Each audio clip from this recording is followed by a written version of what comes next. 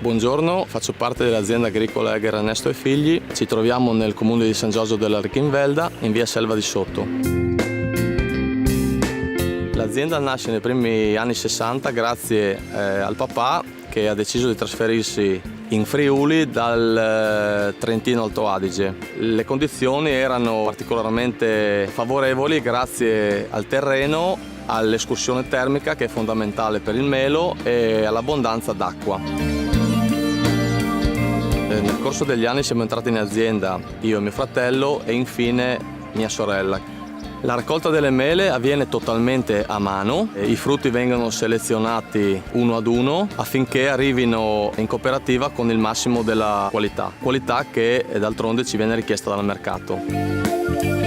L'azienda è composta da circa 40 ettari, di cui 12 a melo, 20 circa a vigna e il resto è seminativo. Le varietà coltivate sono principalmente la Gala, la Granny, la Fuji, la Dallago.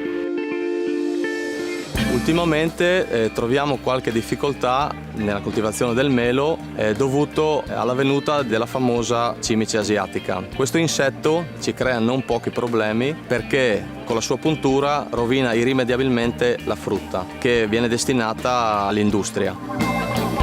In questo il circolo agrario ci è vicino fornendoci tutto quello di cui abbiamo bisogno per difenderci da questo patogeno, sia con i prodotti fitosanitari per la difesa e nonché la consulenza che è sempre attenta e precisa.